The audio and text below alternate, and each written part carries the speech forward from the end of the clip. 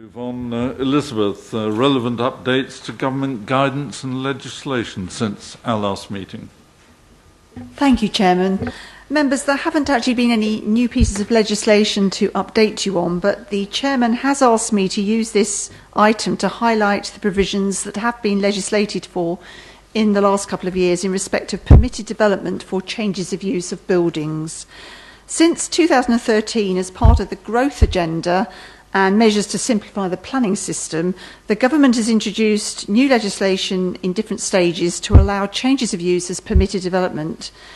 These essentially give permitted development rights to convert buildings to dwellings, and this is one part of a wide range of measures to support an uplift in housing delivery.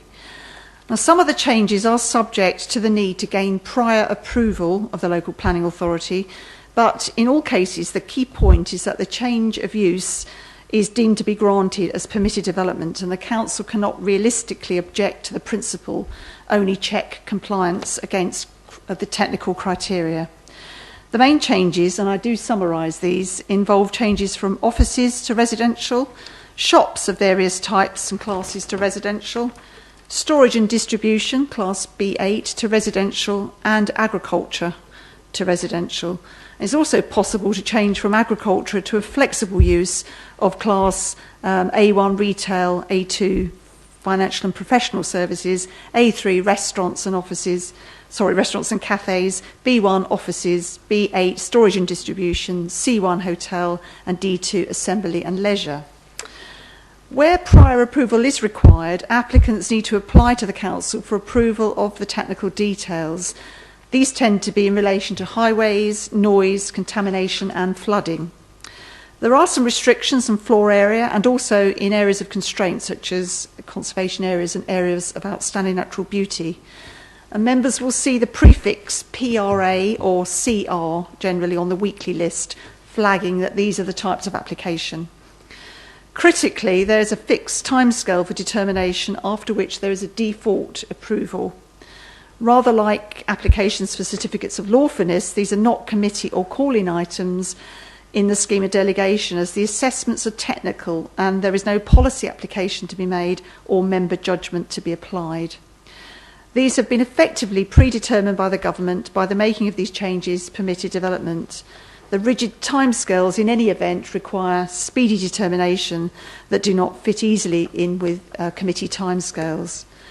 In terms of metrics, which the Chairman also asked me to address, since 2013 we've received some 108 applications in the Borough for office to residential and effectively granted 64.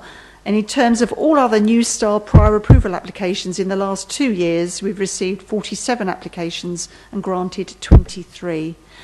I trust this is helpful, Chairman. Members, I realise that's a lot of information. I've tried to summarise it and make it as simple as possible, but I'm happy to prepare a more detailed note to send out to members so you can consider it in due course if that's helpful. Happy to take any questions. Thank you, Chairman. Councillor Frost. Thank you very much indeed, Chairman. That was very useful. Thank you very much indeed. But rather than go and prepare a detailed response, can you just send us an email with what you've just said? And that means we haven't got to make notes of it. Thank you. I brought this to committee because in my village there have been a number of conversions. One was a solicitor's office into 2 flats on an A road, a clearway. No off-road parking whatsoever. And it became something of a contentious issue because it was one of 14 in a similar situation in a small village where parking is a problem. So I think it's worth noting. Thank you very much for that, Elizabeth. Let's move on then to the Thames Basin Heath Special Protection Area, a position statement on the current capacity. You'll see there Matthew Evans is here to talk about SANGs as well. I attended a meeting recently where a footprint ecology report prepared for Natural England was presented, and the outcome was please rewrite it. But Matthew Evans, Head of Planning, it's all yours to talk to us about SANGs and SPA. Thank you, Chairman. I will briefly refer to the report, and then maybe just a couple of other things which are which I think is worth bringing to members' attention. Members are familiar with the structure of the report and the information which is contained within it. We have revised our assumptions around occupancy rates, and we'll continue to do that on the basis of schemes which have been granted planning permission. But the headline figure in the report is that at the moment there is unallocated capacity at Farnham Park to support 315 more dwellings within the area of influence of the SPA. Clearly this is a number which is reaching relatively small numbers in terms of capacity, and there are other areas of work being undertaken to address that, and clearly to support the new local plan and to support continued housing in Farnham, there is a need to find additional SANG. Two parts to that. We are in discussion with Natural England about whether there's scope to increase capacity further at Farnham Park, and those are fairly positive discussions, but those are ongoing. The Council are also actively seeking to identify additional sites which potentially may be bought by the Council, but there may be other ways of delivering it, and those are ongoing bits of work, and those pieces of work will need to be completed to inform the local plan when it comes before members in the spring, and I think it's worth just highlighting those. Just to pick up on the point which the Chairman's made in relation to the work being done by Natural England on behalf of the Joint Strategic Partnership Board, and it's just reminding members that we are one of, I think, 9 local authorities who are part of the Joint Strategic Partnership Board who have the job of reviewing and updating our approach to SANG and other issues to do with Thames Basin and Basins Heath. As the Chairman said, the report is not completed. There's a lot more work to be done on it, and I don't think at the moment there's any timescale for its publication. So I think probably what that does, that poses the question, should we be doing anything different in relation to our approach to the Thames Basin Heath and our approach to SANG? And I think the answer is absolutely not. The policy is still there. It still has the support of the appropriate bodies, and it still forms part of the development plan because it's part of the policy in the Southeast plan. So it continues to be business as usual, and SANG is an important part of the strategy to support housing in Farnham while avoiding inappropriate impact on the SPA. So hopefully that's useful, Chairman. Thank you. Thank you very much. Councillor Fraser. We won't have a clan outbreak here. Councillor MacLeod first. Thank you, Councillor Fraser. First of all, I'd like to thank the officers for making the table much clearer than it was before by including the capacity in terms of residents as well as dwellings. Quite a lot of people thought there was some sort of fiddle going on when you changed from the 2.4 average per house to the actual average of 1.99. And this makes it clear that what's happening is totally above board, and it makes it all much clearer. However, it brings up another point in my mind which I'd like to perhaps ask Matthew to comment on. There's quite a lot of changes happening in Farnham in terms of relatively small buildings, cottages being demolished and replaced by large houses. Now that actually means that the average occupancy of these sort of buildings goes up, because the average occupancy of a 2-bedroom building is under 2, and of a 5+ bedroom building approaching 4. There's a great deal of that happening these days, and if we're actually genuinely interested in protecting the spa in terms of the rules, in terms of it should be related in number of people rather than number of dwellings, that should be taken account in the calculations, because it is actually increasing the number of people that live in the catchment area. I don't know if catchment area is the right term, but within the 5 kilometres of the spa. So I wonder if Matthew would just comment on that. If we want to be truly accurate, as we're actually being in going to the actual numbers of 1.99, which it currently is, although it might well increase, we should be considering buildings that are being knocked down and being replaced by larger buildings as well, if we want to be truly accurate. So if Matthew would be good enough to comment on that, please. Please, Matthew. Thank you, Chairman. My understanding is, and I'll double check, is that we don't monitor specifically extensions to dwelling houses to see if that's changing the capacity of those properties. I think the reality is, I think there's two elements to that. I think firstly that monitoring exercise is extremely difficult because, as Elizabeth has already explained, increasingly changes can be made to existing dwellings without the need for planning permission. I have to say my perception is probably the scale of change in terms of extensions in Farnham Park is probably quite insignificant in terms of its impact on Farnham Park capacity. I think it's a good point. As I say, I don't think we monitor it, but I don't personally think that it's significant in terms of the overall impact on SANG-related issues. Just very briefly to respond, I'm not sure I agree in terms of the number of small buildings that are being knocked down. I'm seeing an awful lot of them, and I think it actually does make a significant change. But anyway, I've made my point. I'll leave it at that for the moment. Councillor Fraser. Thank you, Mr. Chairman. Happy New Year to you. My questions have almost been entirely forestalled by Mr. Evans and Councillor MacLeod. I want to thank the officers for recasting this section and the table, and I take on board the point that you've made about the continuation of investigations to extend the SANG areas in Farnham Park or elsewhere. But the thought occurred to me, looking at these numbers, that we have actually made quite a lot of Section 106 profit out of this. And I wondered if I could ask for the next meeting in a month's time whether someone could give me an idea of the total sum that's been accrued from these 1,020 dwellings that have been given permission. Chairman, I think that's information we can quite easily give you outside of this meeting, and I'm happy to send you and other members an email. Thank you. It's worth making the point that the contributions we get from developers, which I think you're right are substantial, go towards two things. They go towards the initial capital improvements which have been made to Farnham Park, and by and large the money we collect now from developers is to support the in perpetuity maintenance of those facilities and the in perpetuity maintenance of Farnham Park, so it continues to serve a SANG function. But more than happy to provide that financial information to all members of the committee if they find that useful.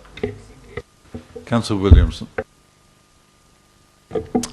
Thank you very much, Chairman. I'd like to thank you, first of all, for that very honest appraisal of the report that Natural England had produced for you at the Joint Strategic Partnership Board. Look, I honestly believe that Natural England have been almost taking the mickey for the last 9 years. I mean, we're the people here tonight who are voting. We're taking the risk. The chairman this evening has told us that we're not getting the required evidence for some time, and no time scale. Matthew's told us that never mind, guys, business as usual. I think we have to follow the law and force Natural England to come up with the goods and fast. Not only does the integrity of any decisions that we make tonight, but also the local and the neighbourhood plan all depend upon it. We need this evidence. I mean, I can't see how we can vote and accept any housing developments within 5 kilometres of a spa without this evidence. I mean, we either do it lawfully or we don't. Noted. Matthew, do you want to come back on that one? Well, I suppose just a couple of comments. The councillor's right. Monitoring is important. That's always been part of the approach to the avoidance strategy. What I would discourage members from doing is starting to unpick a policy which actually ultimately is not our policy. It is a policy which is in the South East Plan, and it's there as policy and has to be taken into account as a matter of law, and also to seek to unpick and undermine the advice of the experts. And the experts here are not us, The experts here are Natural England, the Royal Society for the Protection of Birds, and also a strategy which has been signed up to all of the other 9 authorities. So I would urge members very strongly not to move away from the policy which this council has adopted, because I think the risks for the council, reputationally and financially, are very significant. I hope that helps, Chairman. Thank you. Really need to move on, I think, Councillor Williamson, but you wanted to come back very briefly, please.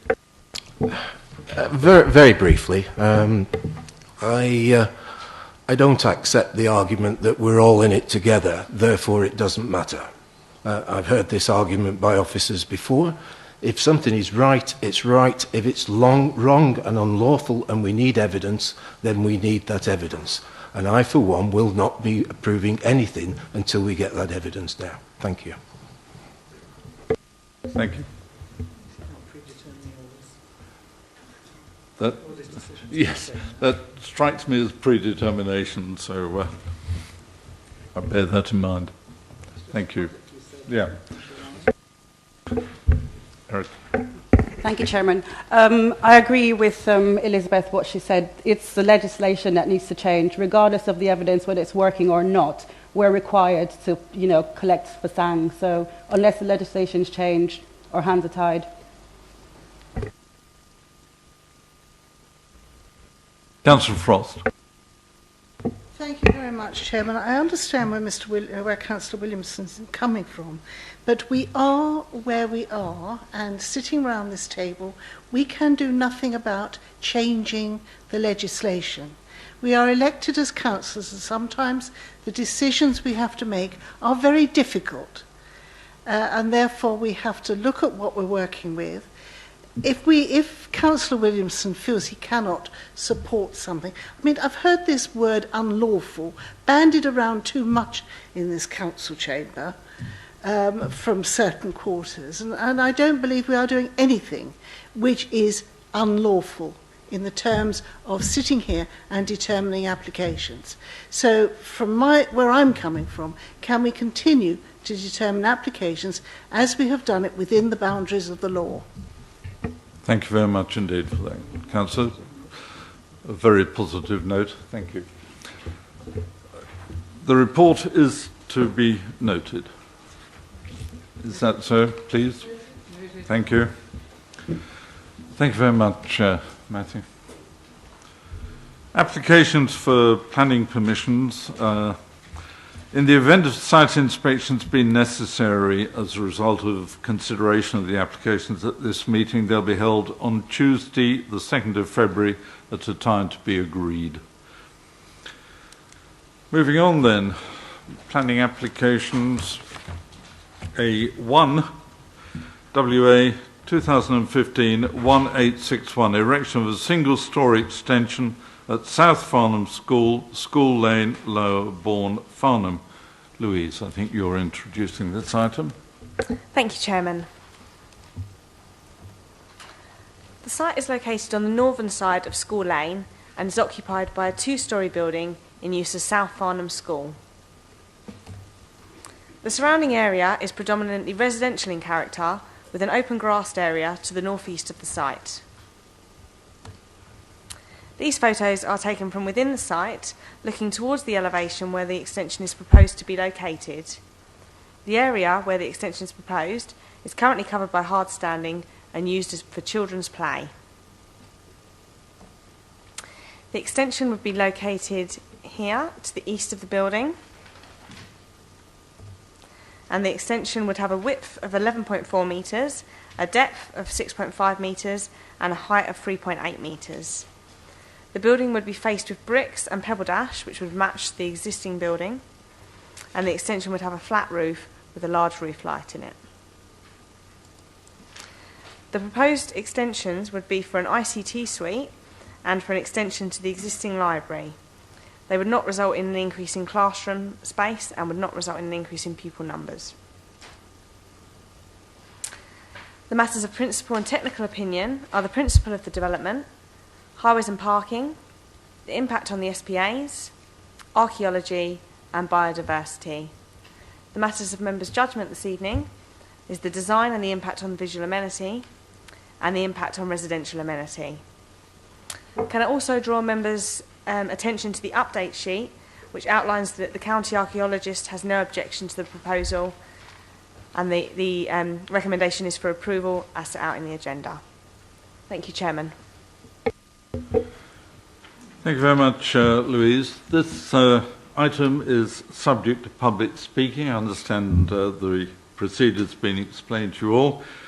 No objector registered to speak, so may I first introduce Farnham Town Councillor, Councillor Dunsmore.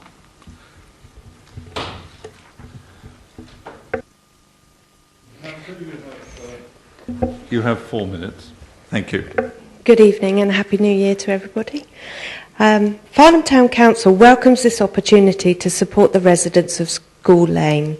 While the Council has no objection to this particular extension, the application does raise issues for local residents around this expanding school which deserve consideration. School Lane is unadopted. Surrey County Council has to maintain access to the school but takes no responsibility for wider maintenance or road safety. Certain highway works associated with the small development of flats at the bottom of the narrow lane have created a dangerous situation for users of the privately funded pavement on the opposite side of the lane. But Surrey County Council has refused to implement any safety measures as the road is not adopted. Residents are rightly concerned about the continuing expansion of the existing provision.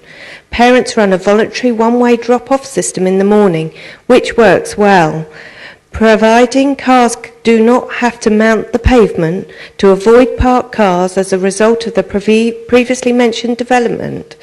However, with increasing pupil numbers, there comes an increase in the number of cars and a rapid deterioration in the condition of the road. Excuse me. Add to this the need for more and more parking space in the afternoon, and you have a most difficult situation for existing residents. There has to be a more coordinated approach by the main authorities. Nobody would drive along School Lane were it not for the school. Waverley Borough Council grants permission for more and more houses and expects the County Council to provide school places for the increasing population without any regard for the effect on the existing population. The policy of Surrey County Council is to expand existing provision. Any new provision will have to be included directly as part of a large development. This leaves existing residents living with unacceptable consequences, including, in School Lane, the cost of repairs caused solely by school traffic. This cannot be fair by any definition of the word. Farnham Town Council agrees that this application alone will not cause great harm, but a quick look at the planning history will explain the cumulative effect of recent decisions on the local roads. South Farnham School is excellent, and few people would not wish it well. However, Waverley Borough Council should work actively with Surrey County Council to acquire funding for essential maintenance along the length of School Lane.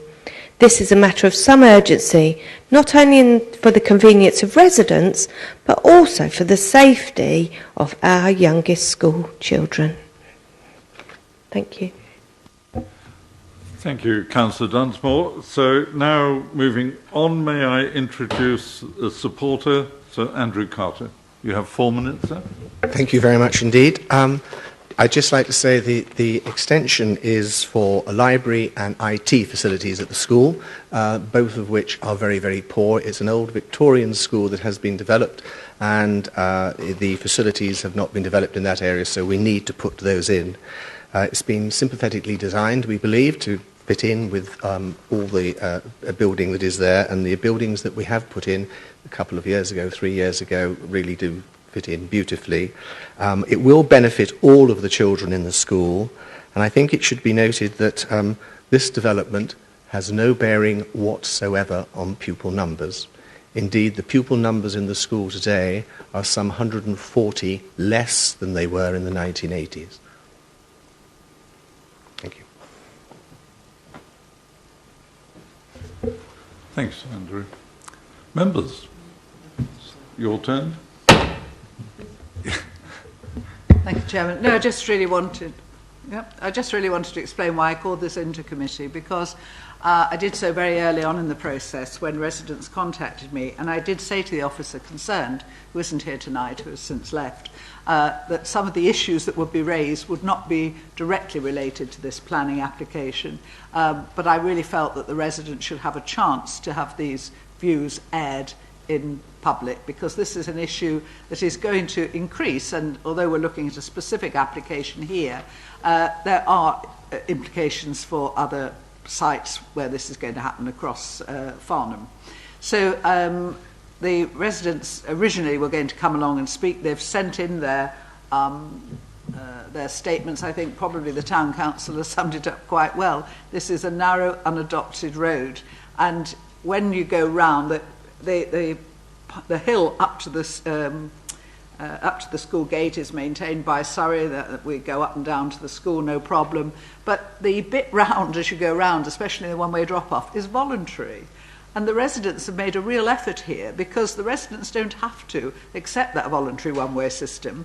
The residents could destroy it in a flash by just coming down in the opposite direction. But it works because the residents of School Lane have been prepared to work with the users of the school. And I think this is a time, and as I say, I know it's not strictly related to this particular application, but I think this is a time when we have to reassure residents of School Lane in this particular case, that we will work actively with other authorities to make sure that any degradation of that road, and it is caused solely by the school traffic. Nobody would go round that road if you didn't go to the school. There's no point. Lodge Hill Road is straighter and quicker, but it works very, very well because of the goodwill of the residents. Heaven forfend that the residents ever decided to have bad will and stop that, or even stop access to their bit of the road, because then we really would be in a terrible state. We already queue to get into that road. It is a difficult access. It's like the Irish joke, you wouldn't start here, but we are here. All I am asking is that the residents' views are taken into consideration, that we see the wider problem with this type of application, where we know that school provision is expanding all the time. Okay, maybe in the 80s it was slightly less, but from where it was recently, all primary provision is expanding, they're maximising the use of each site, which makes perfect sense. But we do talk very much about future residents. We talk very much about the houses we're building, whatever we're doing, it's all for the future, and we've got to look after those residents. But I also think we have to think about the existing residents, and we have a duty of care to them. So I wanted the residents to have a chance to say all this. They didn't take it up. The town council said most of it, and I've just filled in the rest. But that's why I brought it into committee. Thank you very much. Thank you very much, Councillor Coburn. Councillor Lee. Thank you, Chairman. I know the site very well indeed. Both of my children have been through this particular school historically. I've seen the development of the existing school as well, and it's excellent, and the provision is excellent, and it's part of an excellent academy. And I think actually that all comes under the umbrella of infrastructure, which I think I've said many times in this chamber, is important that we actually do focus on infrastructure, and that is all part of school provision, as is the highways issue that's associated with it. So for me, this as an ICT extension, it gains and garners my full support, because I think it's necessary, and I think we do have to provide and evolve with the rest of the world, and nationally that's what they're doing. We need to do the same. We have an academy that's outstanding, and it needs to be kept in that similar vein.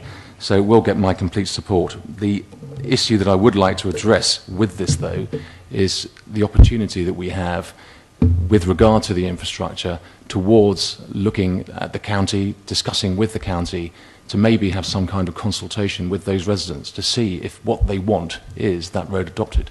Because I think if we do have provision of the quality of this academy, it's only going to go one way. We're going to get more children in there, and I think we probably need to have a bigger school in the area, certainly with the housing that's coming our way, and I think we should do more to look towards Surrey picking up that part of their responsibility to provide access to and from that school.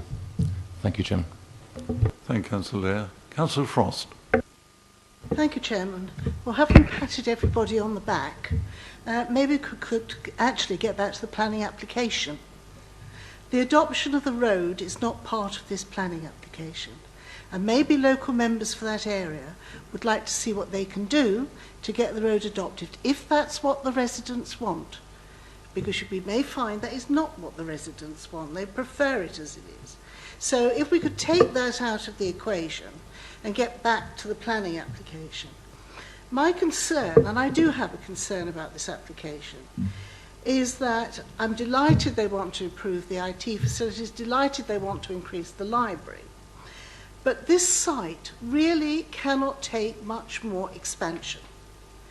I used to live in Burnt Hill Road, and trying to come out at school time from Burnt Hill Road, and you find that the traffic not only snakes round School Hill, but out onto the 287.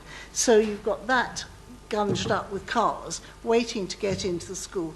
There is a far bigger problem here. As far as this particular application is concerned, I support the provision for granting. I had hoped that we might have what the pan is this year compared to what the pan is going to be next year. I'm hoping it's going to be the same, because if it's not, the published admission numbers is going to increase, there will be more traffic. But I don't know what that's likely to be, so I'm assuming the published admission numbers for this year will be the same as for next year, when this is likely to have been built. I support the application, but I really do think there's going to be a point when we've got to say enough is enough on this site because of the very real traffic problem. Thank you, Chairman. Thank you, Councillor Frost. Councillor Lee, you want to come back? Thank you, Chairman. I take Councillor Frost's point, but I'd then like to say as well that actually sticking with the planning application, the PAN next year is largely irrelevant to this particular application. So what we must say is the PAN at the moment for the ICT development is not going to increase in number for this particular extension, and it should be supported. Thank you, Chairman.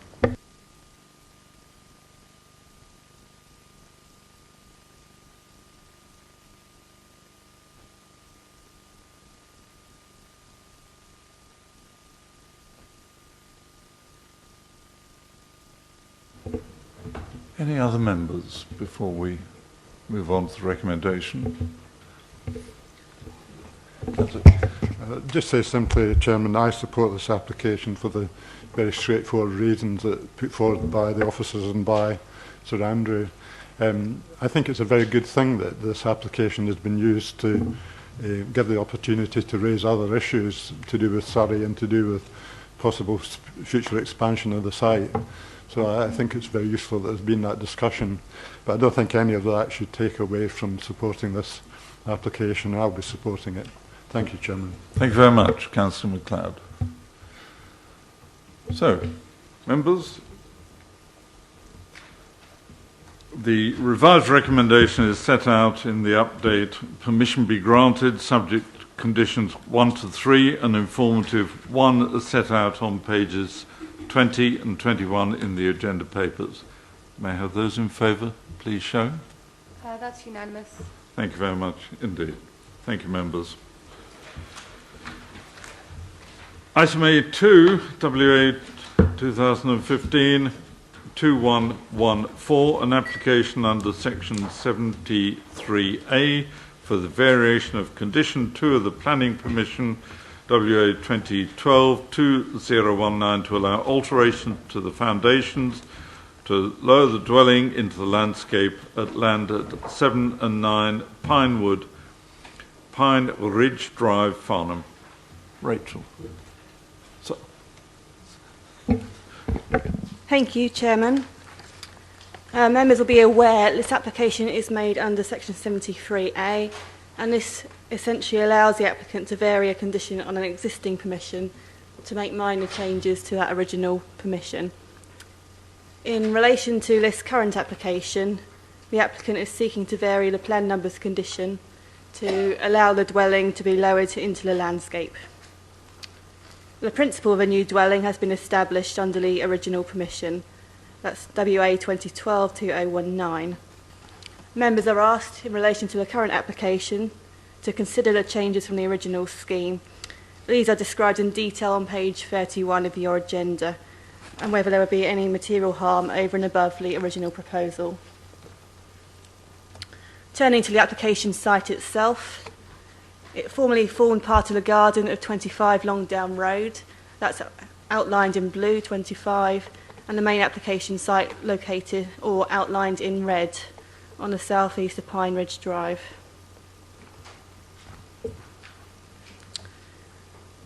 Here we have a view of the application site. This is taken from inside the site, and you'll see Longdown Road at the far end of that picture.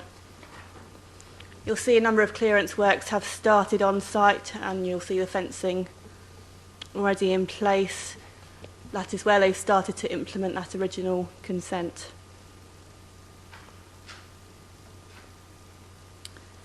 Here again, just some further pictures of the street scene and the application site. On the bottom left, a view from the front of the site and its context along Pine Ridge Drive on your top right. And two examples of other buildings along Pine Ridge Drive.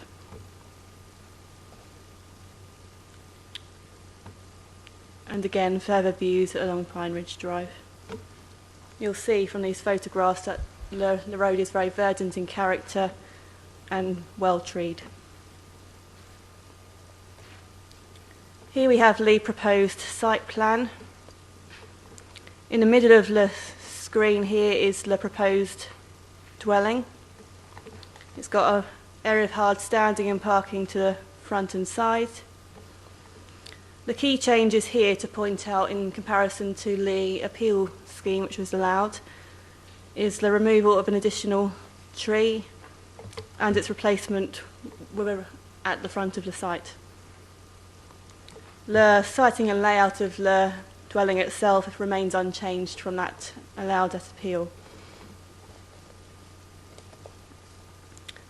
Here we have a section plan, and again I can illustrate, you can see some of the changes proposed in comparison to the appeal scheme.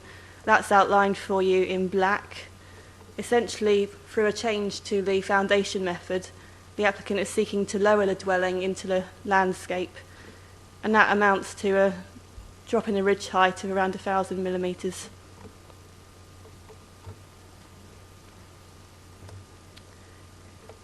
Here we have the proposed north, which is the front, and the east elevations. It's quite faint on the screen, but you'll see again the outline of the previously approved elevations. Again, it's demonstrating there a drop in the overall ridge and eaves height as a result of the change to the foundations. And on the bottom of the screen, you've got an extract of those elevations that were previously approved. So you'll see there are some minor alterations to the window detailing and the removal of a ramp and staircase in comparison to the original approval. Similarly, you've now got the rear and west elevations shown on screen, and also the previously approved elevations shown on the bottom. Again, there is an outline demonstrating the drop in the ridge and the eaves height.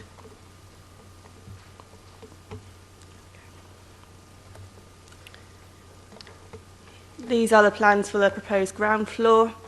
The dimensions have not been amended from that previously approved, and that's a width of 17.4 metres and a depth of 5.74.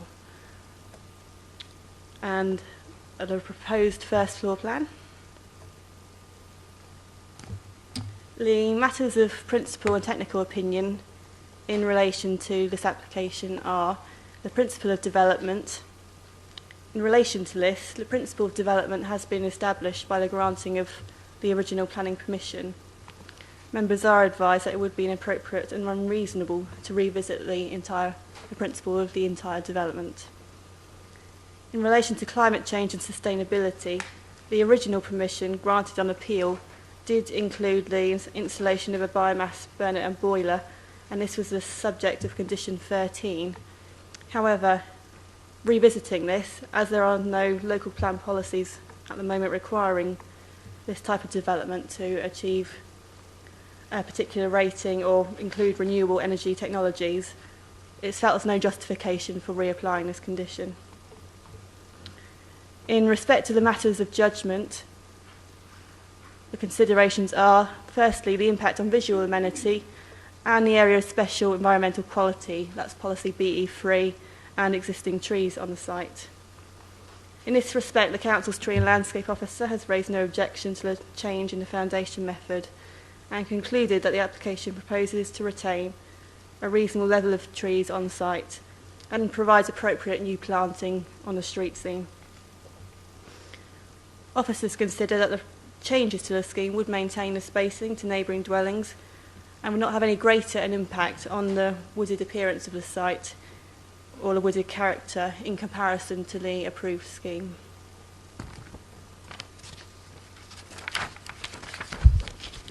The separation to neighbouring properties combined with the proposed level of retained screening as part of the development would mean that the proposal would not have any greater harm on the amenities of neighbouring occupiers in comparison with the original scheme. If I could turn members' attention now to the update sheet. Since the publication of the agenda report, an appeal for non-determination of this application has been lodged with the Planning Inspectorate. The applicant is able to do this because, or is able to appeal for non-determination because the application is now outside of the statutory time period for determination and they have not agreed to a time extension. However, that appeal has not yet been validated by the Inspectorate, and as a result it does remain within the power of the Council to determine the application. You'll also note there has been one additional letter of representation received raising objection to the application. The issues raised in that have been addressed in the agenda report before you. The recommendation therefore remains as set out in the agenda, subject to conditions 1 to 14 and informatives 1 to 3 on pages 40 to 45, that permission be granted. Thank you, Chairman. Thank you very much, Rachel. This is an item for public speaking. I understand the procedure has been explained, so can I introduce the objector, David Simpson, to speak?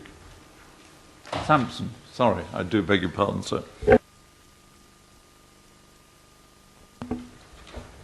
You have 4 minutes, Mr. Sampson. Good evening, Chairman and committee members. Yes, my name is David Sampson and I'm a resident of Pine Ridge Drive. I live immediately opposite the land that's subject to this committee hearing. This is the second time I've had to stand in front of you to defend residents' opposition to the proposals for this land. The previous committee overturned the planning officer's recommendation unanimously, which demonstrated the strength of opinion to the original application. Needless to say that we were shocked when at appeal the inspector chose to allow the appeal, but subject to some very stringent restrictions that were fundamental in his decision. This application was determined on appeal due to its eco-credentials, especially relating to its foundations and impact on trees. The application stated that it would use the Roger Bullivant system of foundations to preserve trees and reduce environmental impact. The system of steel grillage supported on piles was meant to reduce earthworks and site scrape compared with traditional methods of construction and to produce no spoil.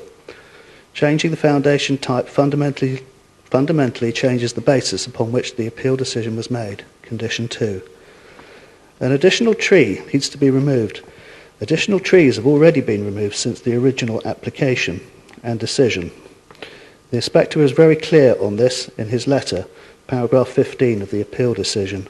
He decided the plans indicate a level of tree clearance which would be sufficient to ensure adequate usable outdoor amenity space and natural light within the proposed house. He went on to say that he would only expect further tree removal for safety or good arboricultural practice. This is not the case for the tree in question, which is a healthy specimen. The new plans will involve a huge amount of excavation. The land is on a slope. It will need to be levelled, involving substantial soil and root removal. The plans also mention creating a level parking area. This is a change from the existing application, which will again involve substantial soil removal. This project has now gone from a no-dig to a substantial excavation and contradicts condition 4 of the appeal decision. No mention is made of any retaining walls that may be required following this levelling. These will again need foundations and may impact further trees. It should be noted that this land is still the subject of a TPO. How will the excavated soil be removed? There's a site access issue. Large lorries just can't get in. The inspector was concerned about traffic obstruction in Pine Ridge Drive and required conditions to ensure construction activities, including arrangements for parking and delivery and storage of plant and materials, were appropriately managed. Paragraph 2 of the appeal decision. The original application said all construction would be off-site and brought in semi-erected, and thus reducing noise and disturbance to neighbours. The new application is silent on this matter. The original application also provided for the inclusion of a biomass boiler. The new plans don't have such a boiler. A further breach of condition impacted by the change, condition 14. There have been several amendments to this proposal already, which frankly doesn't come as any surprise and is likely to be borne out of concerns over the financial viability of the project. It's our opinion that the original application was made only to establish the principle of planning, and that the applicants never had any intention of building what they'd received permission for. I quote one previous committee member who made reference to the designs being tantamount to a garden shed on stilts. How many more modifications are there likely to be? This project should either be built on the basis of the appeal decision or the land put back to the original woodland garden. In summary, this new application contravenes several of the conditions 2, 3 and 4 laid down in the appeal decision, as well as fundamentally changing the facts the appeal decision relied on and hence should be refused. Thank you. Thank you, Mr. Sampson. There are no supporters to speak, so I now call on Councillor Dunsmore of Farnham Town Council. You have, again, 4 minutes, Councillor. Farnham Town Council maintains its strong objection to this application, made under Section 73A of the Town and Country Planning Act, to vary a key condition of a recent application, which was approved at appeal after being rejected unanimously by this committee. The Council accepts that the principle of development has been established by the inspector's decision and does not want to revisit that decision. However, what has happened on site since the decision cannot be dismissed lightly. The inspector stated that the proposal will maintain tree cover over the majority of the site area, reflecting the present character of the area. A drive past the site will show that this is not what has happened. The entire site has been cleared, leaving the original house at 25 Longdown Road completely exposed. The Svallian character of that part of Pine Ridge Drive has been completely destroyed. The proposal has always been presented as a model of sustainable development.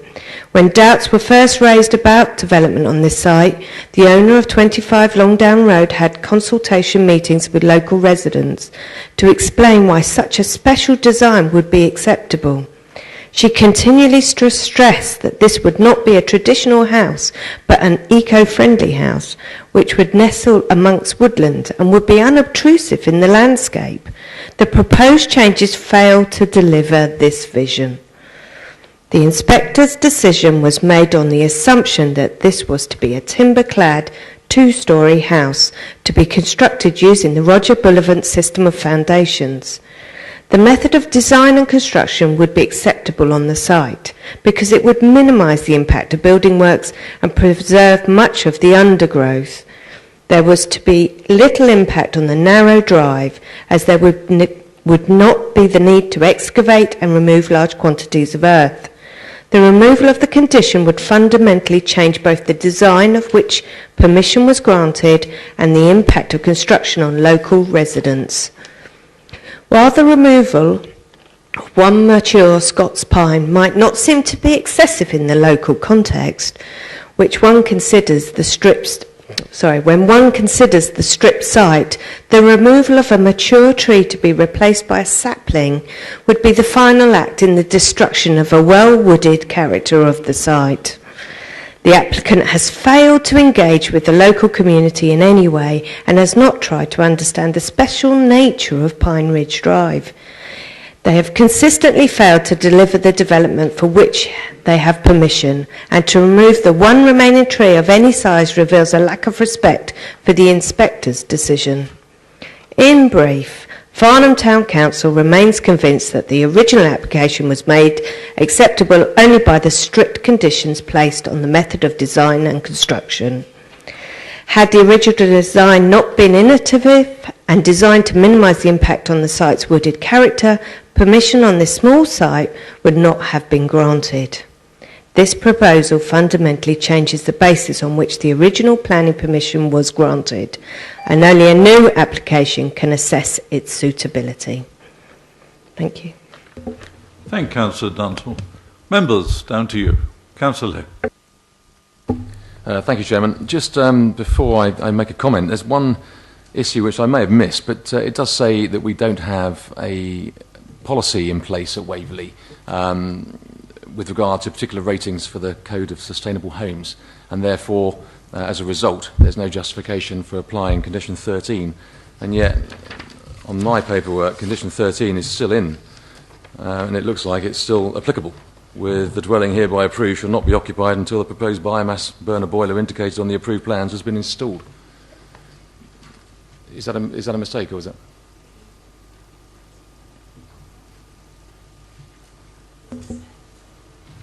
Yeah, Rachel? Just to confirm that that is a mistake, that's included. Apologies. Thank you, Councillor Lear. Thank you, Chairman. On that note, I note that the appeal now does provide material consideration now for developed land. And with that in mind, with Section 73, just reading Section 73 that I got off the planning guidance, it talks about a condition, not many conditions, and is vague about many conditions, certainly from the bit I've been reading. So I'm just not convinced that this, despite having material consideration from the result of the appeal, the number of changes that are being, or actually have been associated with this Section 73 application, just to me, I just think it feels like it should just be a new application in full. The existing permissions subsist, in which case, why don't they go for what they want, again, with the material consideration that actually it is now developed land. That way we could determine it as such, rather than Section 73, excuse me, Section 73, which I'm not convinced about. Thank you. Elizabeth, please. Thank you, Chairman. If I could answer that. I understand entirely the point you're raising, Councillor Lear, and also I know that particular concern has been raised by third parties as well. I think it's important to stress that the government introduced Section 73 a few years ago because it wanted to create an opportunity for flexibility for applicants in terms of varying planning permissions. And rather than meaning that every time an applicant wanted to change the planning permission that they had been granted, there would be an alternative middling route for them to come back and say, in the process of building this out, we want to make minor material changes. Now, that procedure may not be palatable to us as a planning authority per se, but the fact is it exists in law, and it is an opportunity for all applicants across the country to opt to use if, in building out a permission, they choose to seek changes to that permission. So they're absolutely within their rights to use that route. But what, obviously, the judgment for the committee is that in analysing those changes, which we have set out in the report, whether or not making those changes then results in a materially more harmful development.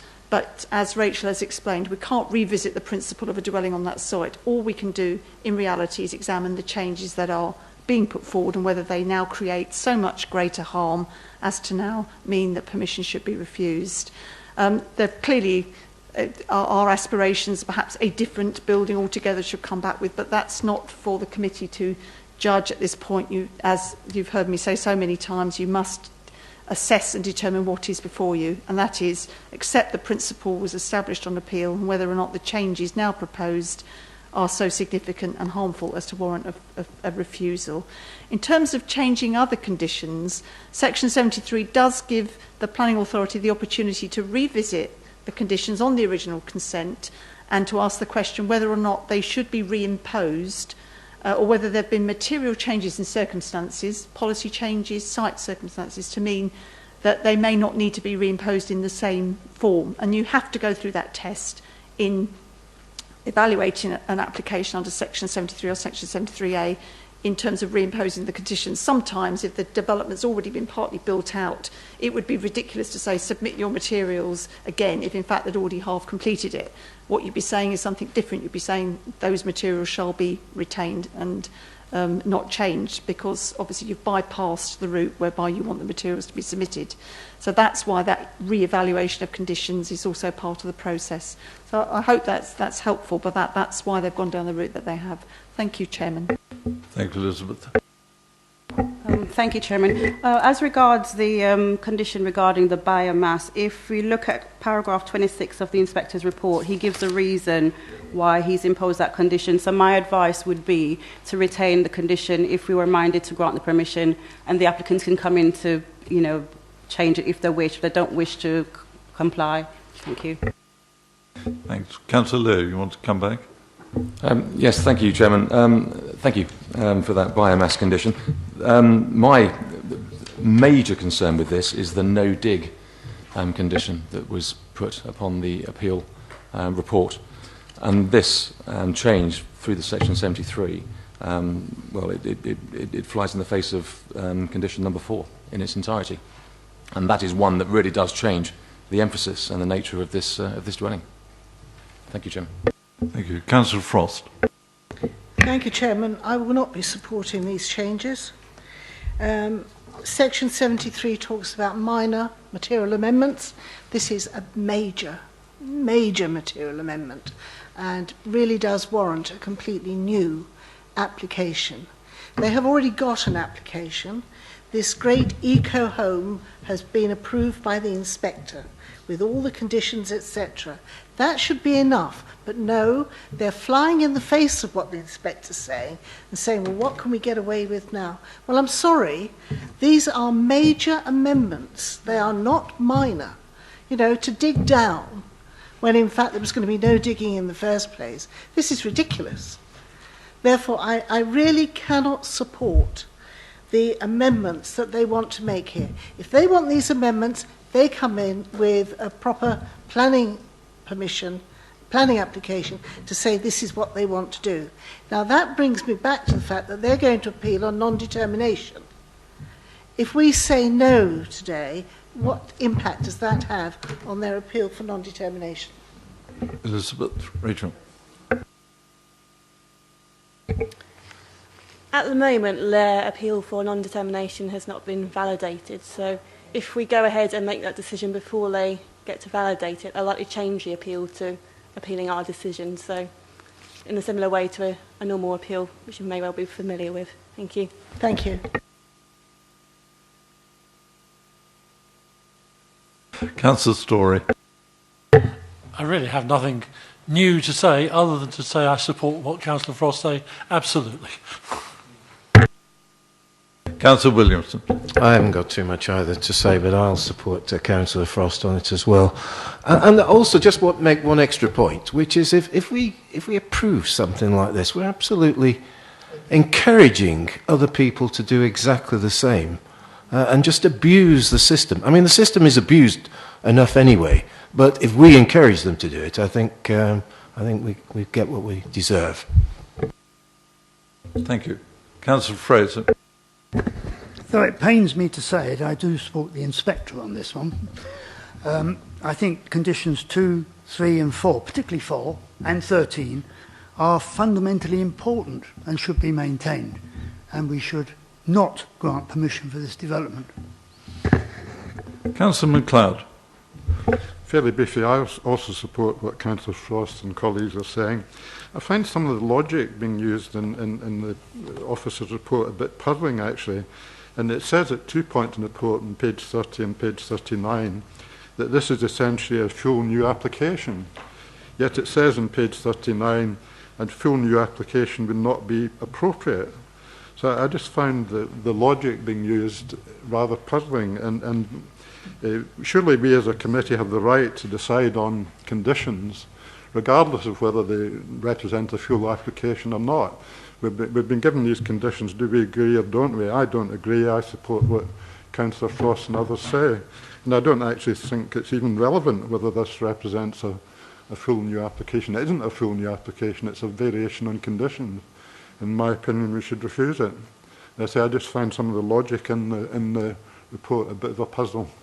Thank you, Chairman. Thank you, Councillor MacLeod. Elizabeth. Thank you, Chairman.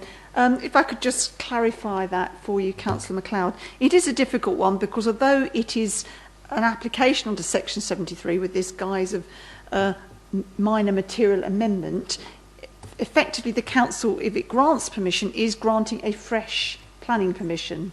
So whilst you're not revisiting the whole principle and you are just looking at the matters that they're seeking to vary, if permission is granted for this sort of application, it is a fresh grant of planning permission and it effectively supersedes the original grant. So the report is right in that it isn't a fresh planning application with the whole thing all over again in the sense of it being a starting from scratch basis. But the grant of permission is a standalone permission. So the two arguments run together. I hope that's clarified that. Thank you. Councillor Frost. Sorry, Chairman. If we are minded to refuse this, can we actually say that if this amendment goes to appeal and the inspector is minded to grant it, that we would wish for the previous conditions to be imposed on it, which means they have to have the biomass boiler, etc. So I just want to establish that. Elizabeth? Yes, Chairman, you certainly can, Councillor Frost, and that is what the Planning Authority would always be required to do in any appeal situation without prejudice to its decision to refuse, that if the inspector's minded to approve, that it would want certain conditions applied. And in this instance, if that's followed through to the decision, it would be that the inspector reimpose the conditions that were previously applied. One caveat I would give is that, as I said earlier, there is a requirement to review the conditions to make sure they are still relevant and reasonable. Now, the matters may still be relevant, you may want them applied, but the wording may need to change, bearing in mind that the development is partly retrospective and the development's actually been started. So that's why you'd be perhaps talking about, rather than prior to development commencing, it might be that the conditions are applied in terms of the details. But that's something we would follow through and get the wording right in the event of any appeal in terms of recommending to the inspector. You could, yes. Thank you, Chairman. Thank you very much, Elizabeth. Members, I'll go through the motions, although I think I know where we're going. The recommendation is that subject to conditions 1 to 14 and informatives 1 to 3 as set out on pages 40 to 45 of the agenda, permission be granted. May I have those in favour of the recommendation, please show. None. No. Those against? That would be unanimous. Thank you very much. Therefore, I'm looking for the alternative motion and proposer and seconder. Councillor Frost. As I started this, I'll give it a whirl.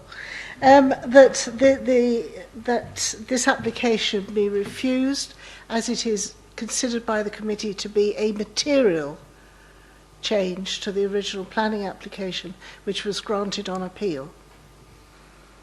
Should the matter go to appeal, then we would ask that the inspector, if he is so minded to grant, and we hope he won't, if he is so minded to grant, does put in the conditions that we had before on his appeal decision. Does that make some sense? Indeed. Councillor Story, you seconding? I would be happy to second.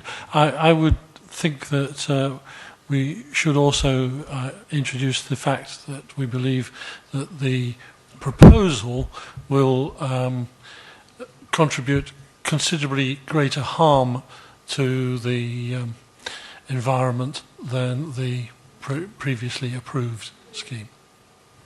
I would say almost massive. Elizabeth?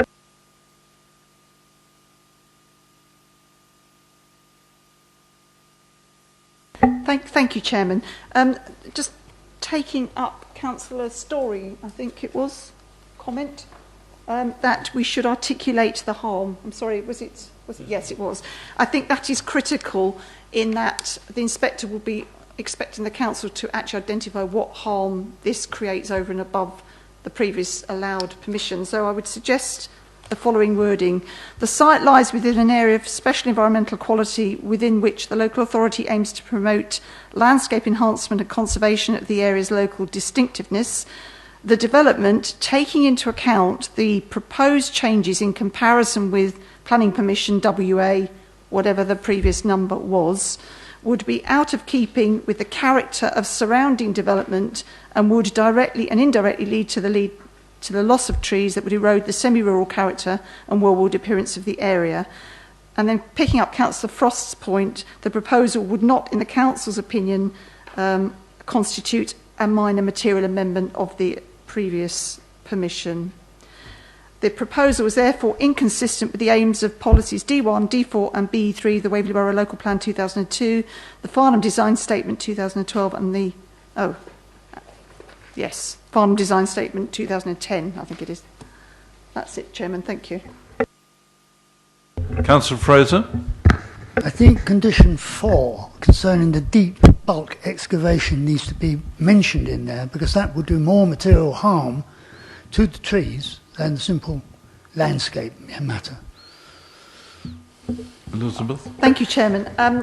I would like to think that the comment taking into account the proposed changes is a generic comment to pick up all the changes proposed, and I think in the interest of succinctity it's probably better to stick to that, and that would draw the attention of the inspector directly back to the proposed changes as set out in the report and as we will articulate in our submissions to the appeal. Thank you. Thank you. Can we move on then? We have a proposal from Councillor Frost, seconded by Councillor Story, to refuse permission. Can I have those in favour of refusal, please show? That's unanimous. Unanimous. Thank you very much indeed.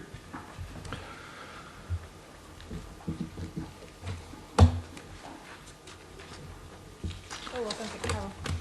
Oh, Councillor Coburn, yes.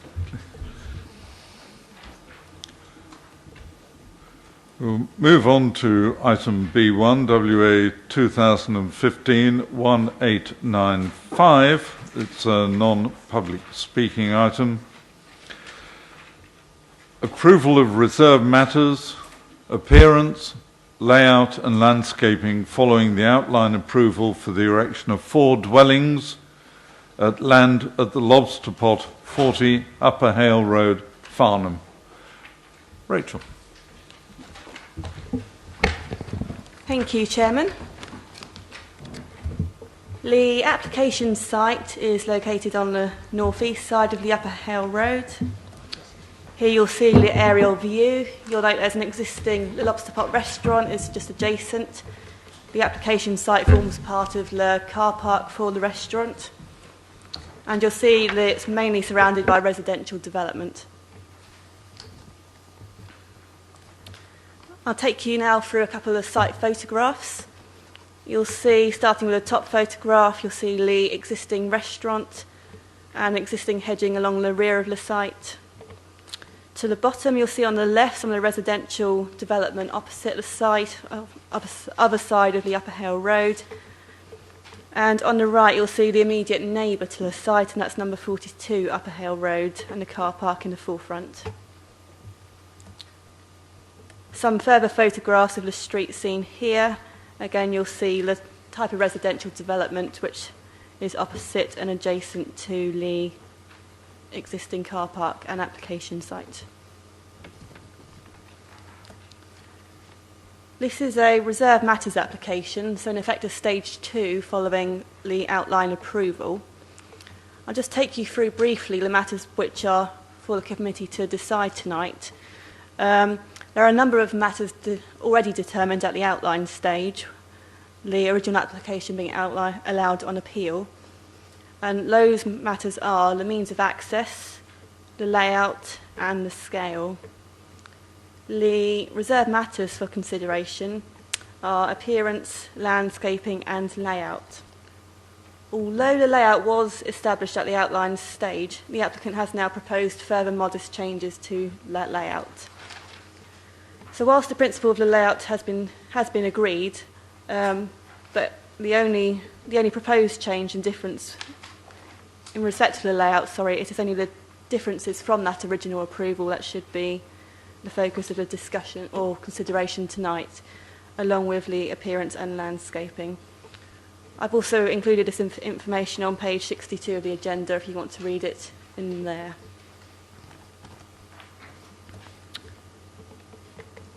On screen at the moment, you've got a comparison of the proposed layout with the outlined scheme. You'll see it's got the same number of dwellings. The application relates to four dwellings, 2 pairs of semi-detached. In comparison with the outline scheme, you'll see that the dwellings are sited slightly further back in the site. That's allowing this additional area of green landscaping to the front. And it's also slightly further away from the shared boundary with the Lobster Pot restaurant, which is very faintly marked on screen for you. The other key change you'll see on here is the removal of the existing mature trees at the rear of the site and 4 replacements proposed. I'll show this again in more detail on the following slide. This plan, you won't be able to read perhaps all of the writing on here, but you'll be able to see this is the proposed landscaping scheme in some more detail. The key points to note on here are that 4 replacement trees are proposed at the rear of the site. It's estimated that they will get to about 2.5 metres in terms of maximum height. To the immediate front of the dwellings, you'll see they've got some it'll be quite small, low-level landscaping proposed in terms of planting and shrubbery. Similarly, at the front of the site, there will be a couple of small trees accommodated and a low-lying planting again at the front of the site. And it just does include the proposed planting is considered to be appropriate to the sort of constraints of the site and its urban location. It proposes a number of areas of landscaping which provide a benefit really over and above the appeal scheme which you saw, which didn't include a lot in terms of landscaping. Here we have the proposed elevations. You'll see they've got a slight step in the ridge line here and a gable feature on the front. All 2-storey, all would be 2-storey dwellings with accommodation also proposed in the roofscape. Small on the right, this is the rear elevation here, and that's where you can see that there will be some roof lights which allow for that accommodation within the roof space. And the 2 side elevations you'll see at the bottom of the screen. The dwellings would have a maximum height of 8.9 metres, and that's the ridge height. Some more detail here of the proposed elevation materials. Photograph on the top right is of exact samples that have been supplied to us, and also in picture form here. It will be a mix of red brick and also red hung and plain clay roof tiles. If you look along the street scene, you'll see there's quite a number of red brick houses along there. Although Lobster Pot restaurant itself has some white render, it is considered to be in keeping with the pattern of the street scene. Here we have the proposed floor plans. It's the same layout for each of the 4 dwellings proposed. You'll see there is accommodation in the roof space, and you've got a total of 4 bedrooms in each. The determining issues in relation to this application are the matters of principal and technical opinion are the principle of development and the planning history. To say a few words on those, the principle of development has been established by the outline permission, and the current application is for approval of the reserved matters, being appearance, landscaping, and it also seeks reserved matters approval for the layout, as an amended layout is proposed in comparison with that previously approved. The matters of judgment in this case are the visual appearance and the impact on the adjoining occupiers. The proposed members are asked to consider both of those matters in relation to the appearance, landscaping and layout. Officers advise that the proposed landscaping and external appearance of the dwellings are considered to be acceptable in visual terms. and the proposed positioning of the windows will not amount to adverse impacts on neighbouring dwellings by way of loss of privacy. If I can now draw members' attention to the update sheet, you'll see we've received an additional plan which details the proposed materials previously shown on screen, and as well as those accompanying samples. In addition, a further amended elevations plan has been submitted. Again, that's a plan you've seen on screen earlier. That introduced a step in the ridgeline to reflect the natural topography of the site. The changes in those plans do not alter the scale or design of the dwelling, but do add further variety and interest to the elevations. Officers considered the amended plan and elevation and material details to be acceptable, and advised that it would not alter the acceptability of the scheme from the conclusions previously stated. In light of that additional information and amended plan, you'll note on the update sheet that conditions 1 and 2 have been amended, and also the description has been updated. The recommendation on this application is therefore that, subject to amended conditions 1 and 2 as above on the update sheet, and also conditions 3 to 6 and informatives 1 to 3 as set out on the agenda report, the following matters: appearance, landscaping and layout be approved. Thank you, Chairman. Thank you, Rachel. Members, it's your turn. Councillor Hodge. Thank you, Chairman. I was never in favour of squashing 4 houses into this plot, but the proposed changes are fairly minor and I have no real issue with them. I think having a step between each property and setting them a little bit further back into the plot will help to break up the impact of the facade. I'm happy with the materials to be used and the general appearance and layout, so I'm quite happy to support this. Thank you, Councillor. Councillor Potts. Thank you, Chairman. I wasn't happy, and I'm still not happy that we have such a sort of a dense proposal before us, but we are where we are. They've got it through on an appeal, and there's nothing we can do about that. Generally, I'm happy with the materials being suggested and the actual layout. The one area I do have some concerns about still is the impact on the residents in Willow Way at the rear. And again, we are quite limited, and I know there is a limit to what can be done there. What I would ask officers is, if we are minded to grant this proposal this evening, could we look, I know you spoke, Rachel, about the trees, the 4 mature trees to the rear of the property.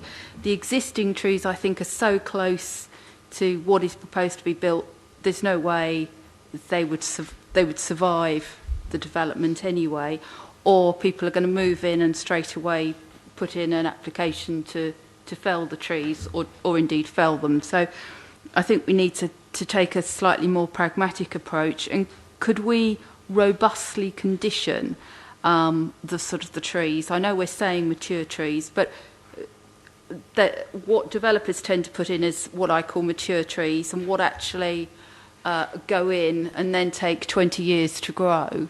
Is there some way we could really, as I say, if we're minded to approve tonight, really tighten that particular one? I think that's the real issue for me, is say the impact in Willow Way. Thank you, Chairman. Thank you. Rachel, do you want to come back with a strong comment? Thank you, Chairman, and thank you for that question. We have got a condition in here, condition 5, and that's a landscaping scheme, or a trees condition. So they're going to have to negotiate with our tree and landscape officer quite closely on the type of trees, and it will. And then told also condition 4 as well. That looks at the landscaping, and condition 5 is looking at the protection of trees in the longer term to go forward. So certainly we can work to preserve those in the longer term.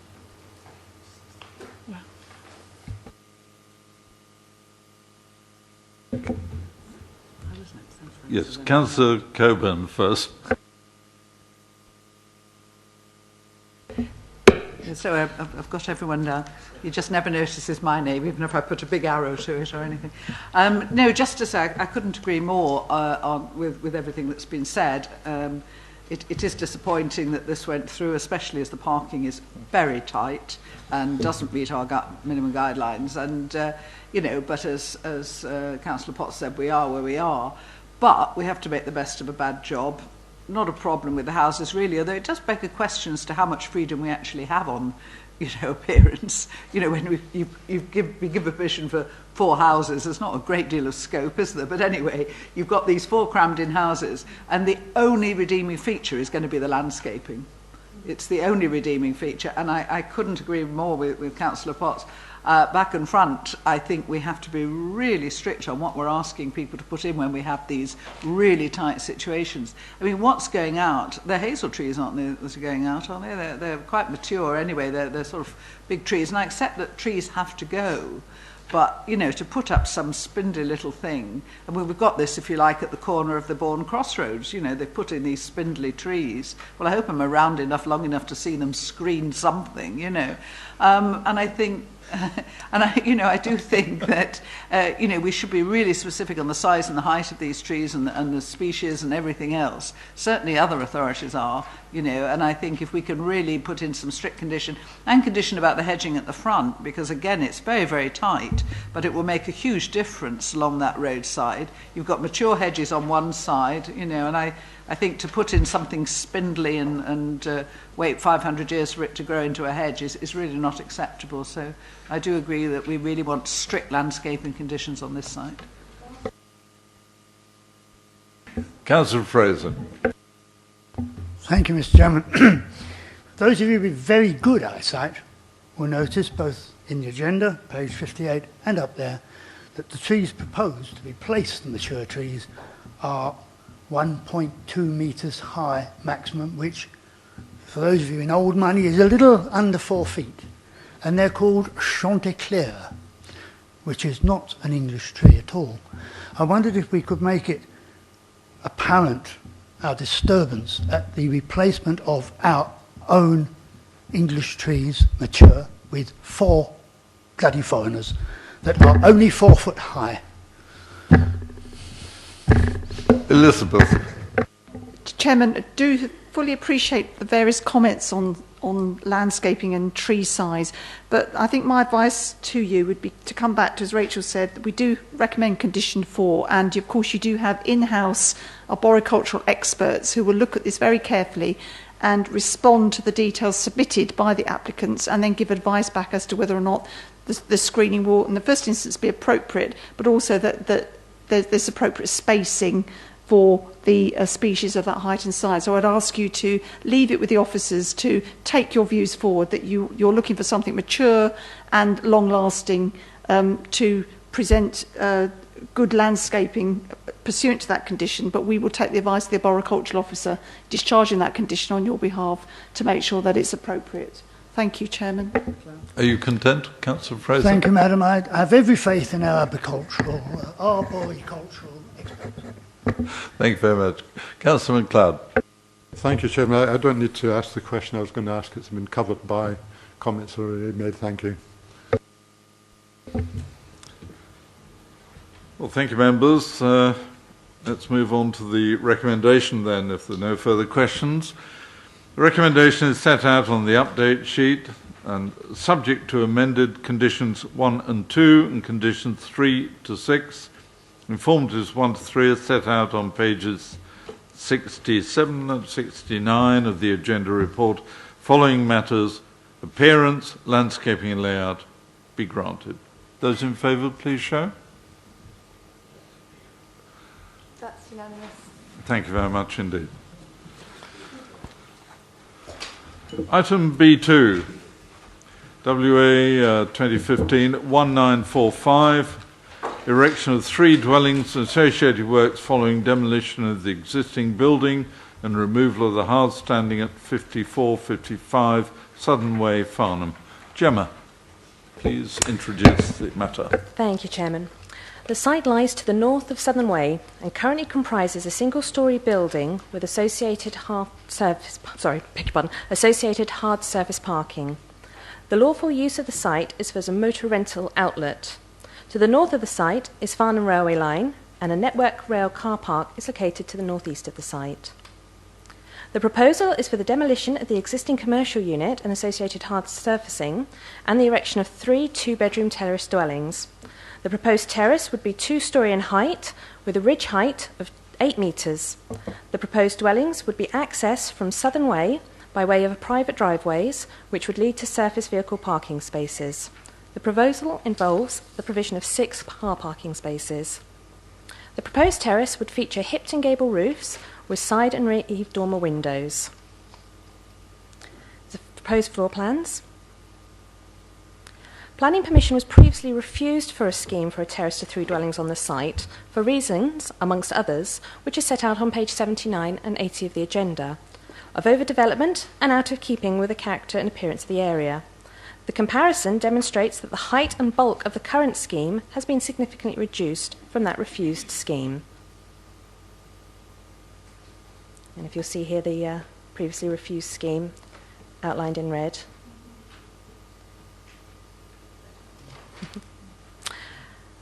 And here are some slides showing photographs of the site. This is the current entrance to the site, and you'll see here this is the building to be demolished. Current lawful use is as a motor rental car outlet. And this is the hard surfacing that would be removed.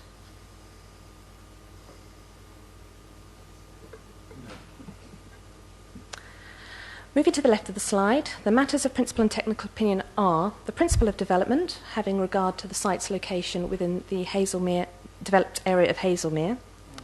Farnham, sorry, beg your pardon, I'm so sorry. Farnham. What's happened, proofread, sorry, beg your pardon. The planning history and the physical comparisons between previous schemes. Housing land supply, considering that the proposal would make a small contribution towards the council's housing stock. The loss of suitably located industrial and commercial land, to which the expert technical conclusion of the council estates and evaluation officer has no objection. The access, parking and highways, to which again the County Highways Authority have raised no objection to the proposal. The effect upon the SPA, having regard to the completed secured contributions to the SANG of Farnham Park, and the effect on air quality and contaminated land, both of which the Council's expert officers have raised no objection. Members are being asked to exercise their judgment in matters of visual amenity, noting that the proposal would reflect surrounding properties in terms of height and scale. Neighbouring amenity, in considering officers' in-depth assessment on pages 86 to 88 of the agenda, in terms of impact of overlooking, loss of light, noise disturbance, and over-air-bearing impact. And standard of accommodation, noting that the proposal would meet the minimum floor areas as set out in the government's technical housing standards, and that each dwelling would benefit from a private garden. There is no update to this application, and the recommendation remains as set out on page 92 of the agenda, that permission should be granted subject to conditions 1 to 20 set out on pages 92 and 98 of the agenda, and the informatives 1 to 3 set out on page 99 to 100 of the agenda. Thank you, Chair. Thank you, Gemma. Members, Councillor Frost.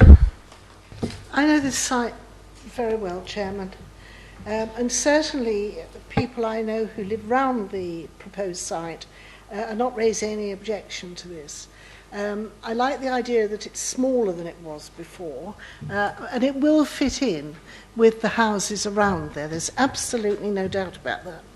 However, the one thing you appear to be glossing over is parking. This particular plot of land abuts a small plot of land which is part of the station car park.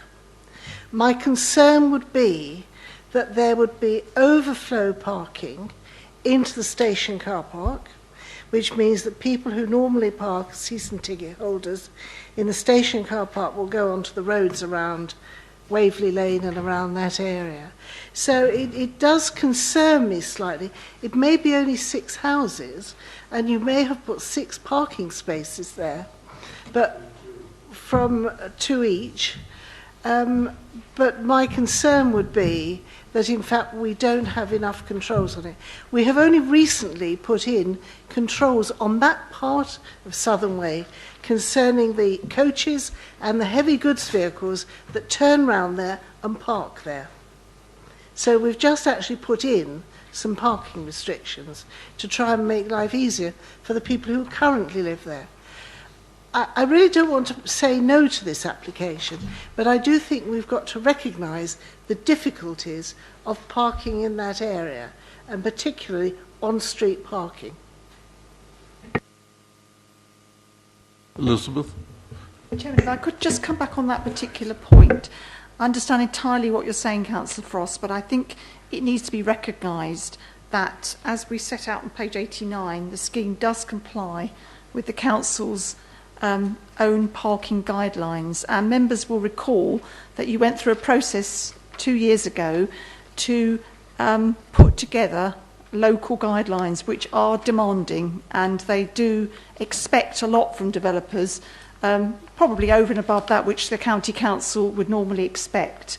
So there's already a high threshold for them to meet, and they have met it in this instance. So to actually put forward an objection, notwithstanding the concerns about on-street parking in the area, that they should be providing more, I do think perhaps it would be regarded as unreasonable, given I could see if there was a shortfall below your guideline, I think you would have a case, bearing in mind high car ownership in the borough.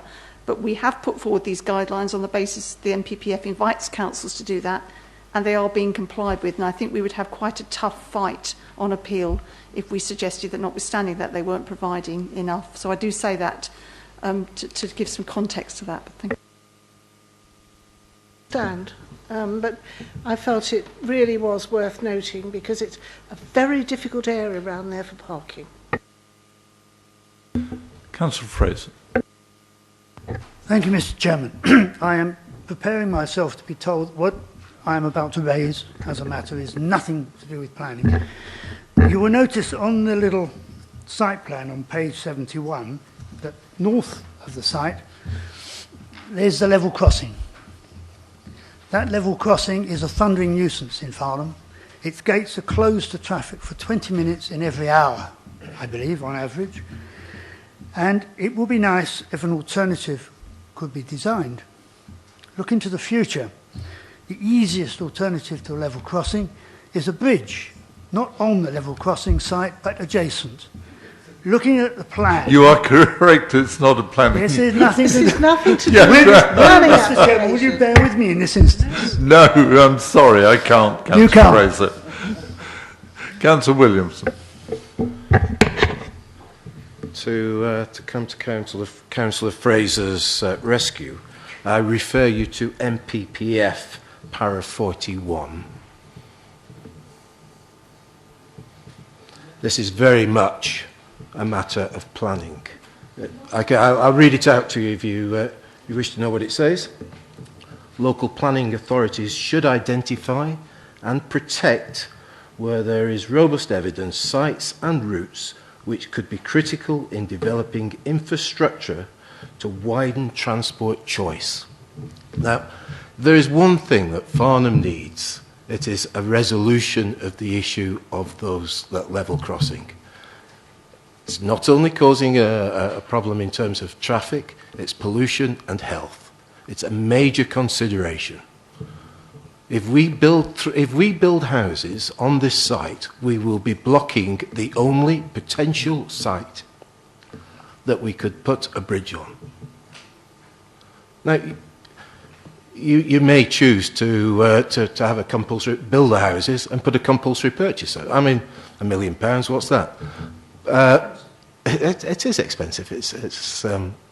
Chairman, could we please get back to the matter in hand? We will get back to the matter in hand. Thank you. Thank you, Councillor Williamson. Could I have a comment on MPPF para 41? I'm sure Elizabeth has got it engraved on her heart. If I can read 41 out again for members' information. Local planning authorities should identify and protect where there is robust evidence, sites and routes which could be critical in developing infrastructure to widen transport choice.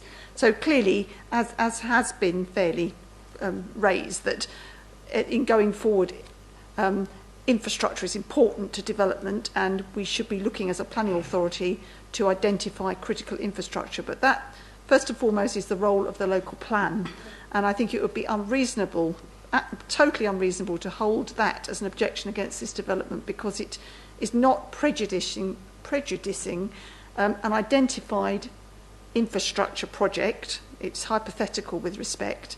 And therefore there's no robust evidence that this is critical for developing any form of infrastructure. So I think I understand the sentiment, but I think it is not intended to be held against developments where there may be some wider aspiration to use the site for future infrastructure. So I would strongly guard the committee against taking that into account in this instance. Thank you, Chairman. Thank you, Elizabeth.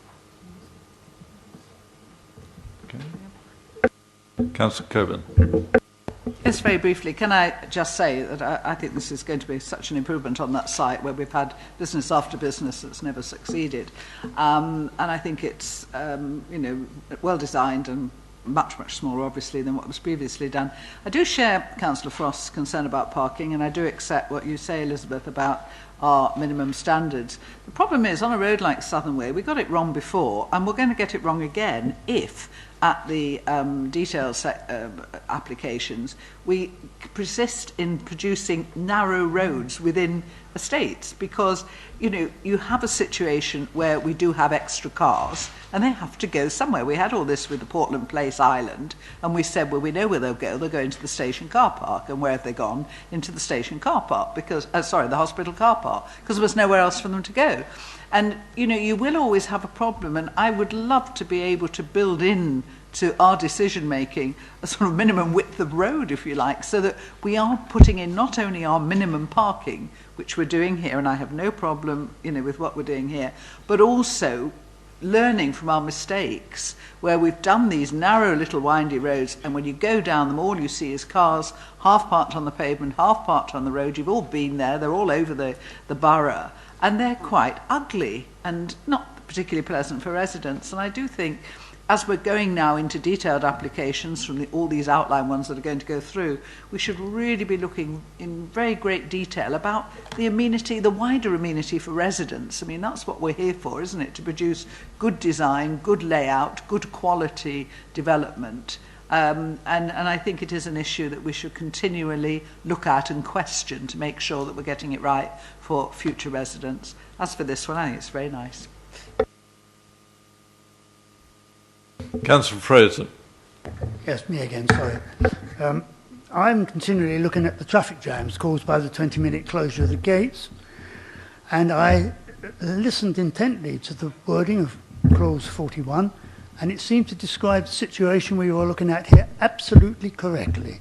We should be considering the potential for building a bridge to replace the level crossing, and this is the only practical site for it. When I moved to Farnham 40 years ago, they were talking about that. Nothing has happened since. So we will continue with the planning application in front of us. Members? If there are no further comments or questions, recommendation is subject to conditions 1 to 20 and informatives 1 to 13 on pages 92 to 100. Permission be granted. Can I have those in favour of the application being granted? 1, 2, Please show. 3, 4, 5, 6, 7, 8, 9. Those against? 2. Thank you. Thank you. Permission is granted. Move on to item B3.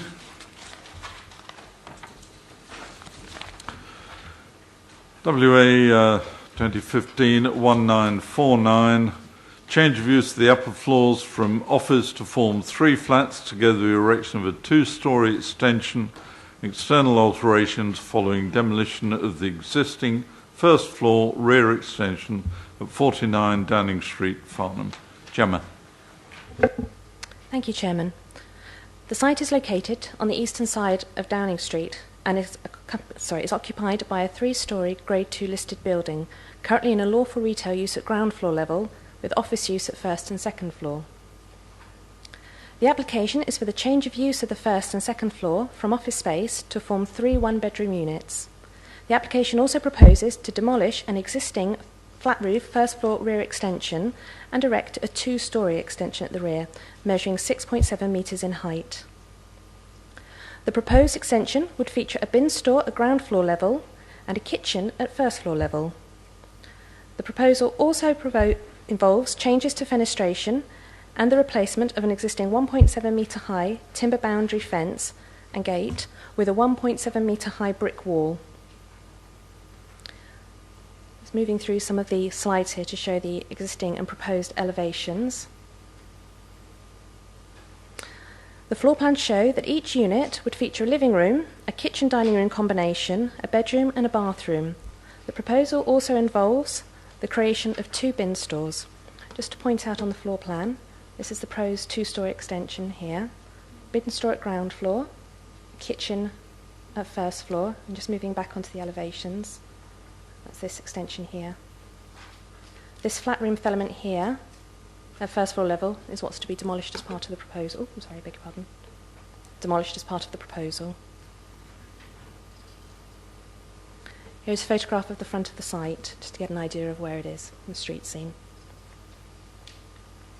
Moving to the left of the slide, the matters of principal and technical opinion are the principal development, considering that the application site is in the developed area of Arnhem, the lawful use of the site being a mixed retail and office use, the loss of commercial use, noting that the officers are satisfied that the level of marketing that has taken place on the site demonstrates that the first and second floor of the units of the building is unlikely to appeal to prospective commercial users, and that the proposed residential use would contribute to the vitality and viability of the town centre.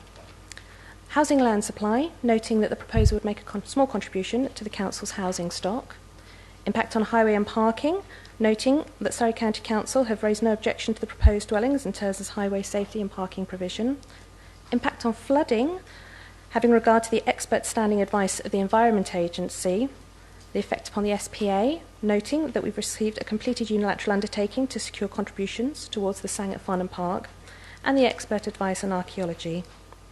Members are being asked to exercise their judgment on matters of impact on visual amenity, noting the visual implications of the conversion and extensions upon the public realm, the impact on heritage assets, considering that the expert opinion of the Council's Historics Building Officer that the proposal would not cause harm to the historic fabric of the listed building and would preserve the character and appearance of the conservation area, impact on residential amenity, having regard again to the officer's assessment of the impacts on residential amenity as set out on page 119 of the agenda, and the standard of accommodation, noting that the proposal would meet the minimum gross internal floor areas as set out in the government's technical housing standards, and there would be access to outdoor space. Moving to the update, officers have now received the expert advice from the county archaeologist, who has raised no objection to the proposal, subject to a condition to secure a written scheme of investigation should permission be granted. A further oral update is to advise members that the amenity societies had been consulted on the application, and that on page 110 of the agenda, any comments made by these societies will be orally updated at the meeting. I can confirm that the representation date has now ended and no comments from the amenity societies have been received. Following receipt of the comments from the county archaeologist, the revised recommendation can be found on page 5 of the update, that permission be granted, subject to conditions 1 to 4, set out on pages 126 to 127 of the agenda. The addition of condition 5, which is the archaeological condition, set out on the update, and the informative set out on page 27 of the agenda. Thank you, Chairman. Thank you, Gemma. Members. Councillor Frost. Thank you. I have no problem with this application, and I think it's quite a good use of the building. But can I just ask a question about flooding for a moment?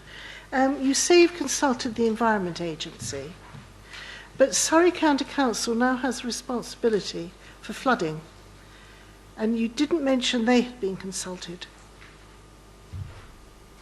I mean, personally, I don't reckon much to, and I shouldn't say this publicly, but to the environment agencies. I've been there before.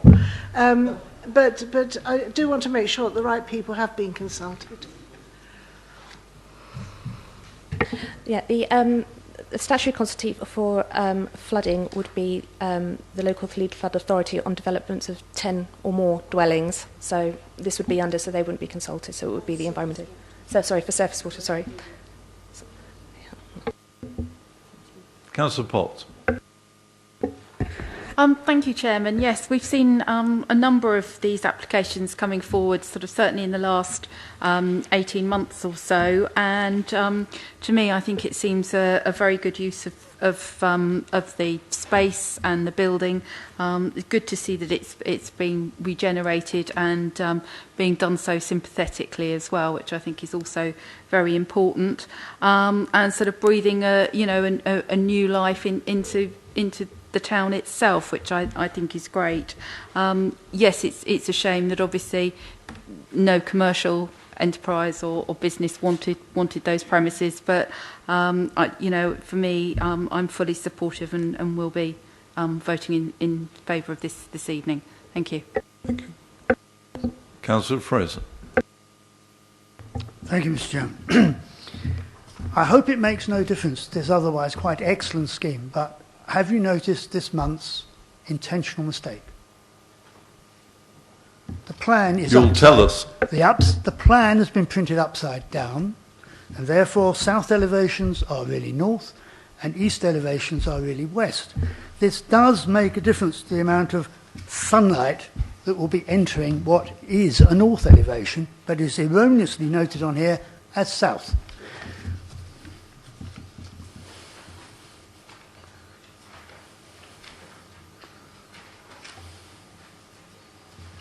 Which goes to prove that I actually do look at these documents.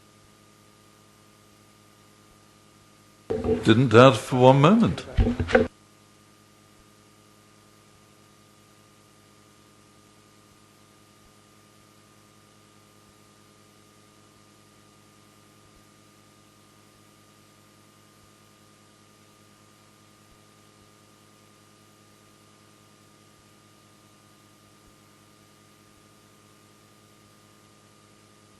Mr. Chairman, I take it all back.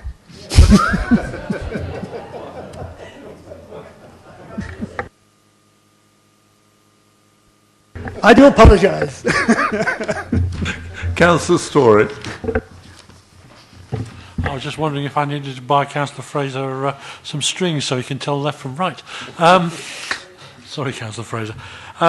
Firstly, I think this is a perfectly good scheme. We've had lots of offices above shops converted into residential amenity, and I think that's a good thing. The only worry I have is where the construction vehicles and skips and so on are going to be placed whilst this development takes place, because there doesn't seem to be any access to the rear of the property, and Downing Street is particularly susceptible to blockage by any of this kind of thing. Councillor Lear. Thank you, Chairman. Just one point I think is notable about this is the fact that it's actually been marketed for 3 years, which I think is very valid, and we've seen it many times before, and I think that should be applauded, really. And I think, yes, making very good use of that space. Indeed. I hadn't noticed that myself.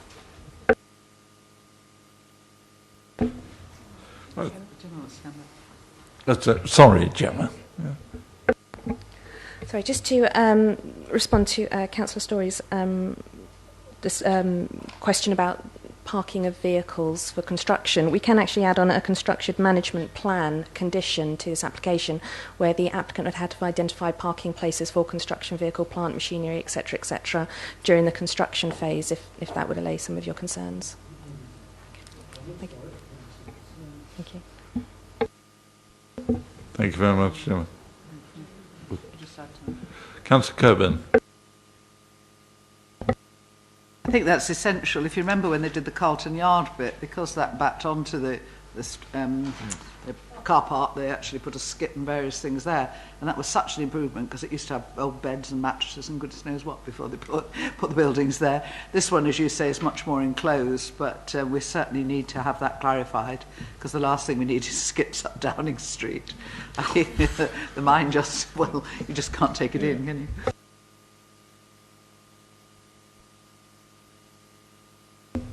So, members, let's move on to the revised recommendation, as in the update sheet, subject to conditions 1 to 4, pages 126, 127 of the agenda.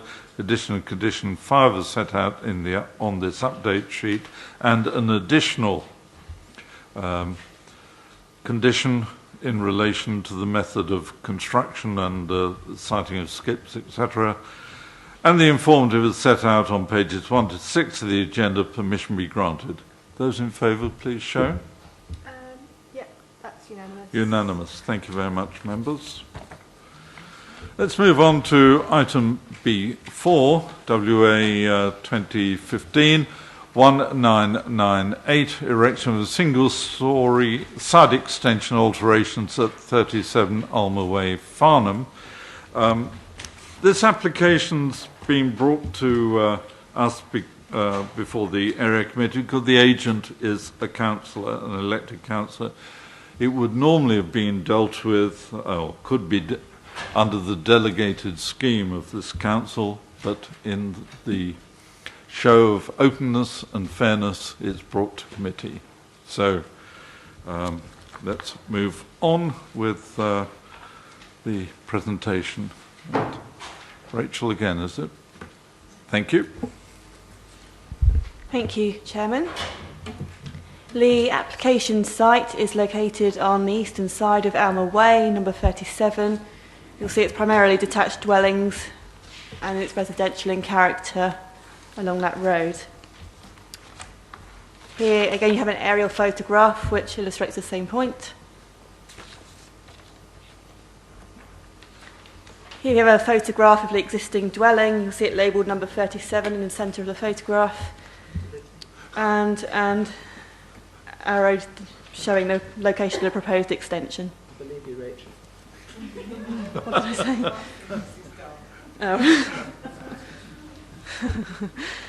say? Again, you've got the existing dwelling labelled on screen just here.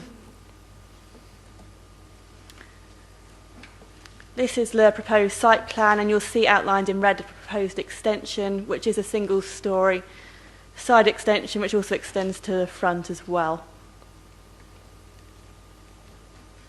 It wouldn't affect any of the existing parking arrangements for the property. These are the proposed elevations. You'll note a few key dimensions marked on screen, notably the maximum ridge height of 4.5 metres. And you'll also note the side-facing window would be obscurely glazed. The existing doorway at the front would be blocked up and moved to the just inside here. These are the proposed floor plans for the extension.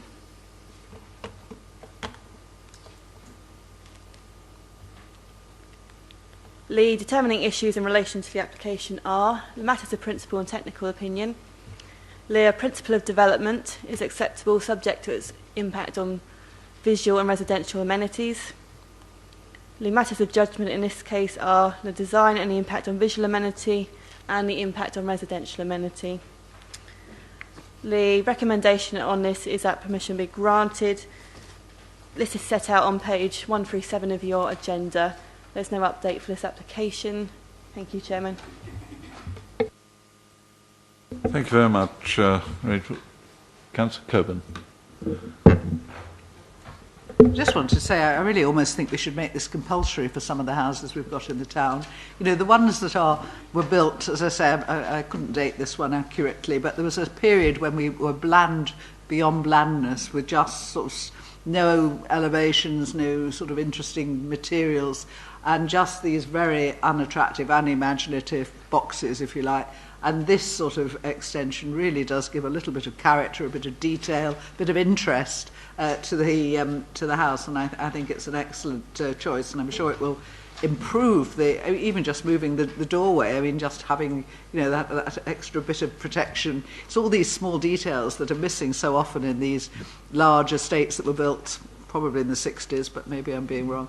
And I wish more of these would come in on a regular basis, and we could actually have a bit more interest along some of these frontages. I think this is very good. Totally agree. Neat, attractive, and makes the whole building look that much better in the street scene. Members, anyone else wish to comment? Move to the recommendation, subject conditions 1 to 4 and informatives 1 on pages 137. Permission be granted. Those in favour, please show. That's unanimous. Thank you very much indeed. Thank you, members. And I think that draws the meeting to a close. Thank you all very much. Thank you. Whew.